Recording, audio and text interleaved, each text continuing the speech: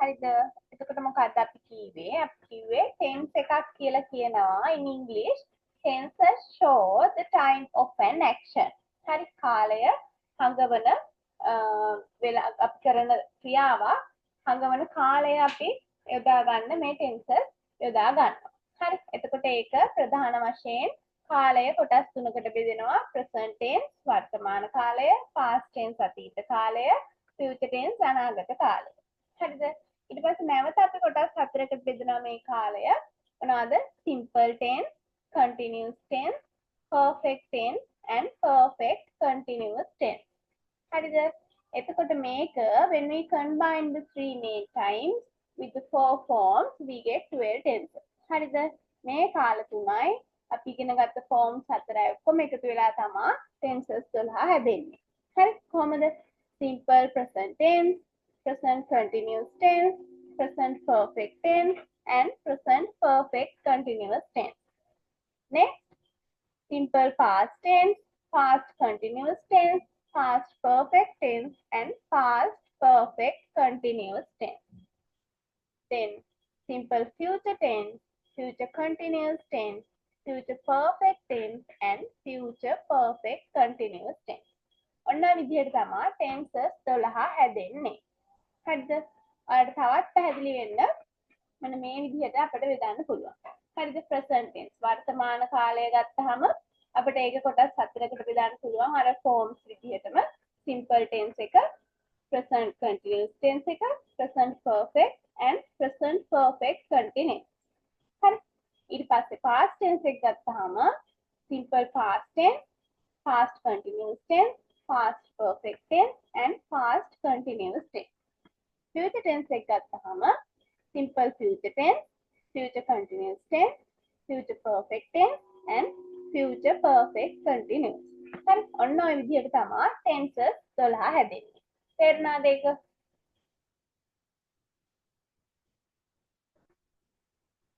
ඔව් ටීචර්. ආයෂා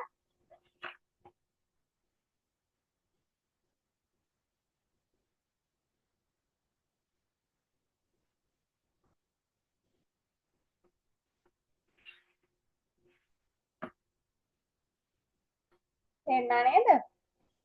ප්‍රශ්න තියෙද? ඔව්. එහෙනම් ඔය tenses 12න් අපි මුලින්ම යමු present tenses ටිකට. හරි. වර්තමාන කාලයේ අපිට ඉගෙන ගන්න තියෙන four forms වලින් ඒ tenses ටිකට යමු. මොනවද?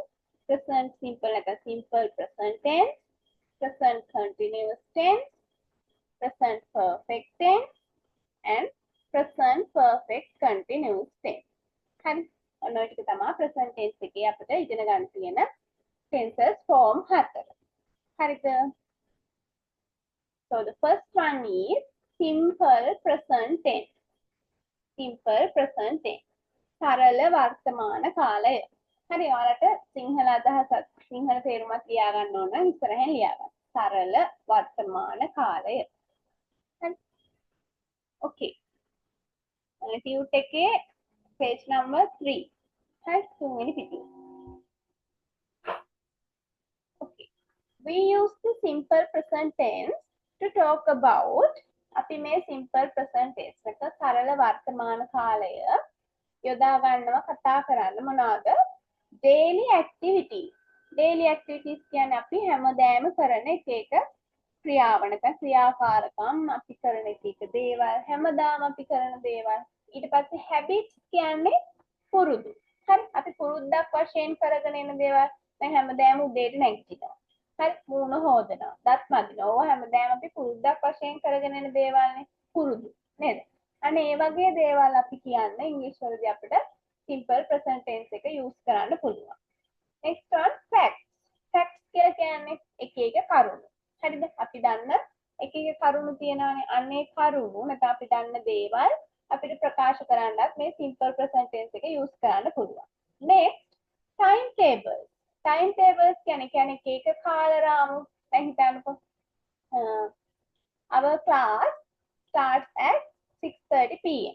අපේ පන්තිය හැමදාම සෙනසුරාදාට පටන් ගන්න 6:30ට. හරිද? හැමදාම පටන් ගන්න වෙලාවක් තියෙනවනේ. හරි. අන්න ඒ වගේ. ඊට පස්සේ එහෙම හිතන්න ඔයාලගේ ෆස්ට් පීරියඩ් එක හැමදාම පටන් ගන්න කීයටද? හරි. අන්න ඒ විදිහට ටයිම් ටේබල් එකකට යන දේවල් කියනකොට අපිට මේ සිම්පල් ප්‍රසන්ට් ටෙන්ස් එක යූස් කරන්න පුළුවන්. හරි. මොනවාටද එතකොට අපි සරල වර්තමාන කාලය යූස් කරන්නේ? අපි කරන ඩේලි ඇක්ටිවිටීස්. දිනපතා අපි කරන එක එක ක්‍රියාකාරකම් ගැන කියන්නේ.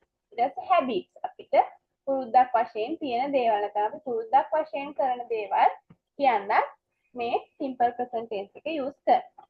next facts. ඒ කියන්නේ අපි දන්න එක එක කරුණු. හරි. ඒවා කියන්නත් අපිට මේ simple present tense එක use කරන්න පුළුවන්. And we can use simple present tense to talk about timetable. හරි. එක එක කාල රාමුව නැත්නම් එක එක වෙලාවල් ගැන කියන්න අපිට මේ simple present tense use කරන්න පුළුවන්. හරිද? එතකොට දැන් මම එදා කිව්වනේ අපි සරලවම කොහොමද sentence එකක් හදාගන්නේ කියලා subject verb එක object එක දාලා. හරි. ඊට පස්සේ මම කිව්වා මේ tenses 12 මෙන්න මේ verb එක වෙනස් වෙවි තමයි යන්නේ කියලා. හරිද? දැන් අපි බලමු simple present tense එකේදී මේ structure එක කොහොමද හැදෙන්නේ කොහොමද වෙනස් වෙන්නේ කියලා. හරි. හොඳට බලන්න. පළවෙනි එක simple present tense එකේදී මුලින්ම ඔන්න as usual we can use subject. අපිට subject එක දාන්න පුළුවන්. හරිද? ඒ කියන්නේ ක්‍රියාව කරන කෙනා පත්තු දාන්න පුළුවන්. Next we use the verb. හරිද? ඊළඟට අපි verb එක දානවා. verb එක දාද්දී ඔයාලගේ ටියුට් එකත් එක්ක හම්බුණා නේද මේ තව කොලයක් verb ක්‍රියාපද කියලා තියෙනවා. හම්බුණාද?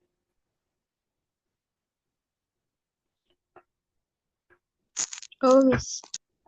අන්න ඒකේ තියනවා නේද කොටස් 4ක් තියෙනවානේ. හරි. ඒකේ තියනවා නේද present වර්තමාන නැත්නම් base කියලා. අන්න ඒක උඩින් හරි. මෙන්න මෙහෙම කොටස් 3ක් තියෙනවනේ ඔයාලගේ මේකේ. හරි. ඒකේ පළවෙනි එකේ present නැත්නම් base කියලා තියෙන්නේ. අන්න එතන උඩින් දාගන්න V1 කියලා. හරි.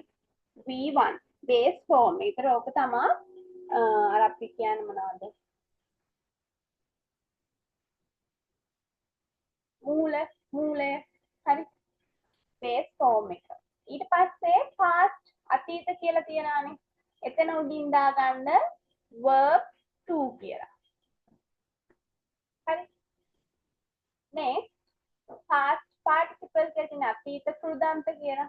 එතෙන්ට දාගන්න verb 3. හරිද? එතකොට ඔන්න ඔය verb 1, verb 2, verb 3 මොන tenses වලද එන්නේ කියලා අපි බලමු. එතකොට මේ present tense, simple present tense එකේදී verb එක විදිහට අපි use කරද්දී use කරන්නේ ඔන්න ඔය verb 1 නැත්නම් base form එක කියන එකෙන් තමයි අපි use කරන්නේ verb එක. හරිද? ඊට පස්සේ අනිත් මේ verb 2, verb 3 එහෙම use වෙන්නේ නැහැ. හරි. ඊට පස්සේ subject එක දැම්මා, verb එක දැම්මා, object එක දැම්මා. හරිද? ඔන්නෝම තමයි structure එක.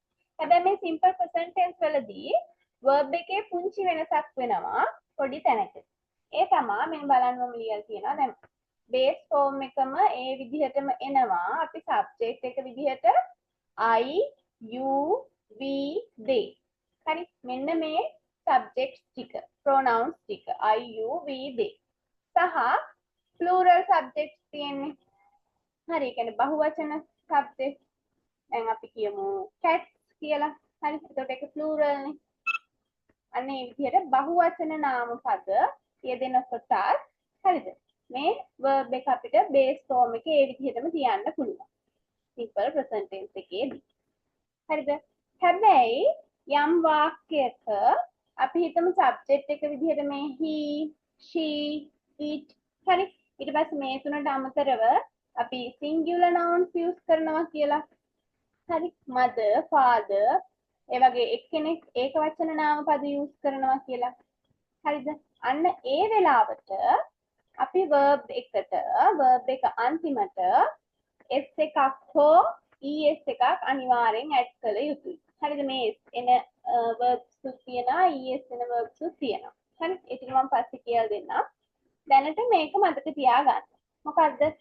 simple present tense වල structure එක තමයි subject එකයි verb එකයි object එකයි. හරිද?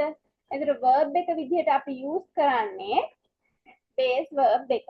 හරිද? ඒ කියන්නේ verb එකේ මූලිකම verb එක තමයි අපි use කරන්නේ. හරිද? එතනදී අපි මේ subject එක විදිහට මෙන්න මේ I, you, we, they හරි කියන pronouns ටික හරි any other plural noun හරි වෙන මොනවා හරි බහුවචන නාම පද අපි subject එක විදිහට use කරනවා නම් අපිට base verb එක මේ විදිහටම තියන්න පුළුවන්. හරිද? හැබැයි එහෙම නැතුව subject එක විදිහට හරි he, she, it හරි any other singular noun හරි අනිත් ඒක වචන නාම පද මොනවා හරි අපි subject එක විදිහට use කරනවා නම් අනිවාර්යෙන්ම verb එක අන්තිමට s හෝ es එකතු කරන්න ඕනේ. හරිද? ඊට පස්සේ අපිට සුපුරුදු විදිහටම object එක දාලා අපිට අනිත් විදිහට sentence එක හදා ගන්න පුළුවන්. තේරුණාද ඒක මේ simple present tense වල structure එක? ප්‍රශ්න තියෙනවද? තේරුණා ටීචර්. තේරුණා ටීචර්. හරි. එතකොට දැන් simple present tense කියන තැන ඔයාලගේ tip එකේ මෙන්න මේ we use the simple present tense to talk about කියලා මෙන්න මේ ටික ලියා ගන්න. හරි. ඊට පස්සේ structure කියලා කොටුවක් තියෙනවනේ box එකක්. හරි. අන්න ඒකට මෙන්න මේ structure එක ලියා ගන්න. මම මේ අමතරව ලියලා තියෙන දේවලුත් ඔයාලට ඕන නම් ලියා ගන්න පැන්සල් එකකින් හරි කිසි ප්‍රශ්නයක් නැහැ. හරි. ඔයාලට පැහැදිලි වෙන විදිහට ලියා ගන්න.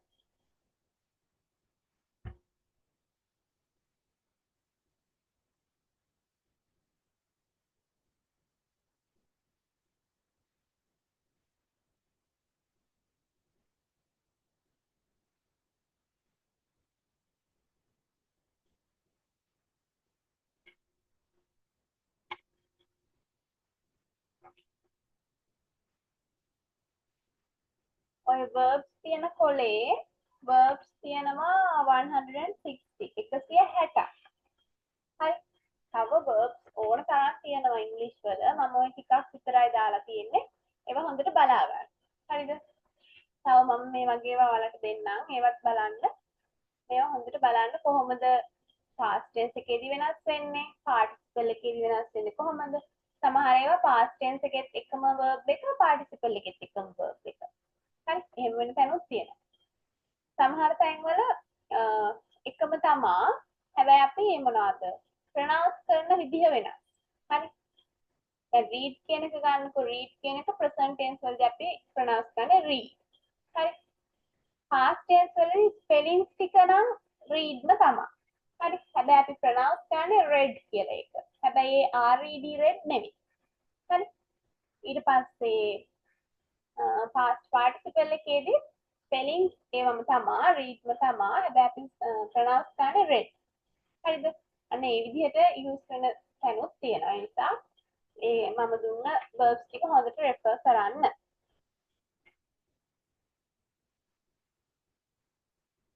හරිද? එතකොට structure එක අයිති ක්‍රියා ගත්තද?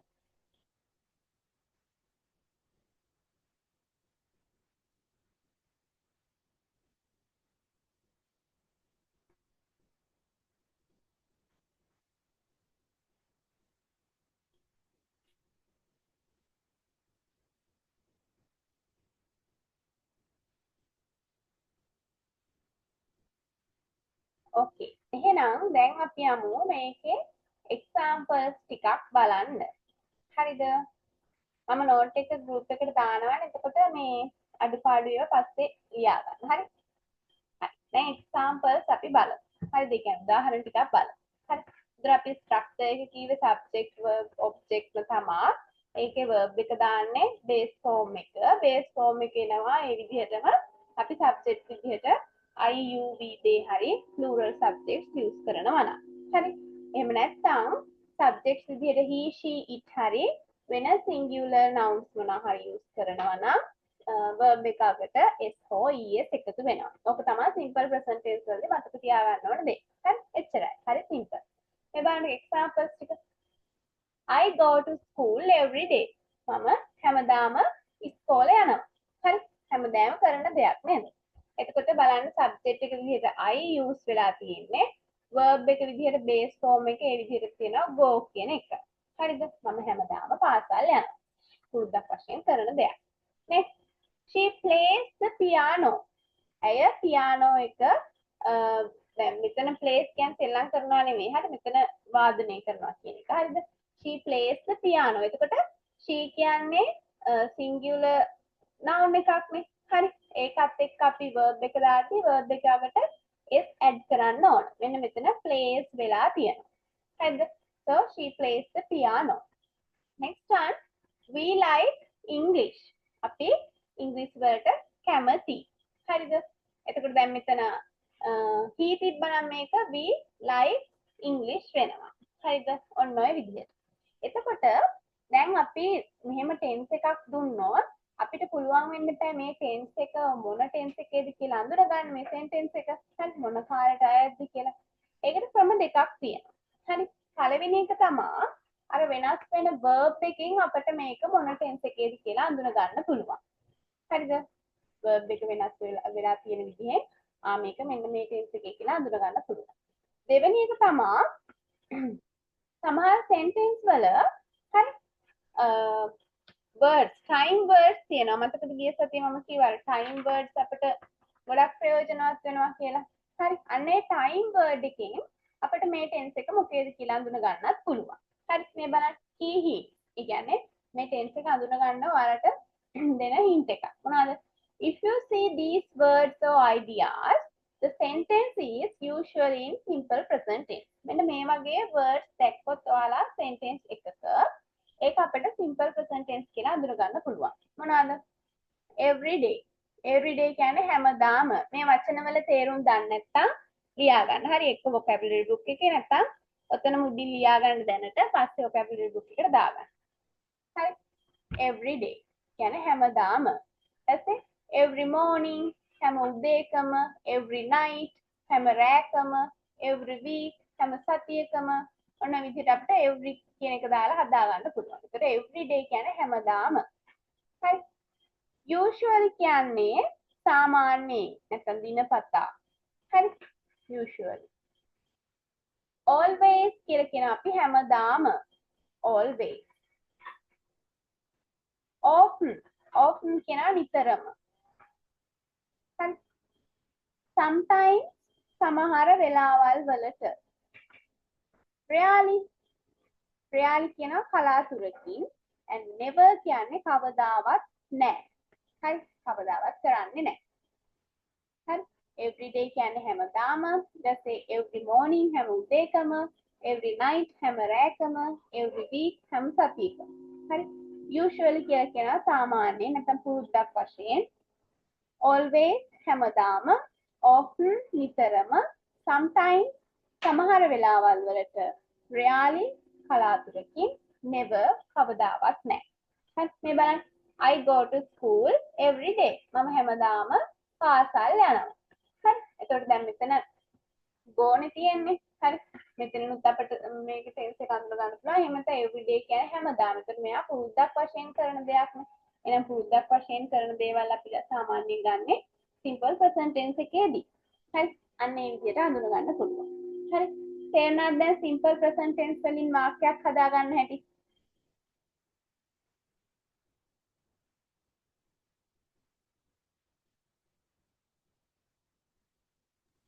තේරුණා ටීචර්. එතකොට අර දැන් ගිය සතියේ මම ඔයාලට කියලා දුන්නානේ negative sentence එකක් question sentence එකක් හදා ගන්න හැටි. හරි. අන්න ඒකෙදි මම කියලා දුන්නානේ අර do does කියලා දෙකක් එළියට ගන්න ඕනි කියලා. හරිද? do does කියලා දෙකක්. මෙන්න මේ do does කියන helping verbs දෙක අපිට ඕන වෙන්නේ මෙන්න මේ tense එකේදී. simple present tense එකේදී do does කියන්නේ present tense helping verbs දෙකක්. හරි. එතකොට negative එකට හරවද්දී සහ question එකට හරවද්දී මෙන්න මේ දෙක තමයි අපිට ඕනේ වෙන්නේ. හරිද? එතකොට do කියන එක use වෙනවා I, you, we, they කියන pronouns එක. හරි. ඊට පස්සේ does කියන එක use වෙනවා he she it සහ අනිත් singular nouns එක්ක. හරිද? ඕකේ. දැන් ගිය සතියේ පාඩම මතක් වෙන්නත් එක්ක හරි මෙන්න මේ sentences තුන ලියන්න බලන්න නෙගටිව් කරලා නෙගටිව් කරනකොට මොකද්ද මම කිව්වේ helping verb එකට පස්සේ not දාන්න කියලා නේ ඊට පස්සේ හදන්න එක question එකකට question එකේදී මොකද්ද කරන්නේ helping verb එක මුලට ගන්නවා හරිද මතකනේ ගිය සතියේ පාඩම හරි දැන් පොඩි වෙලාවක් අරන් මෙන්න මේ sentences තුන නෙගටිව් එකට දාන්න question එකට දාන්න හරි කරලා ඉවරලා මට chat එකට දාන්න හරි කියලා ඊට පස්සේ අපි ඩිස්කස් කරමු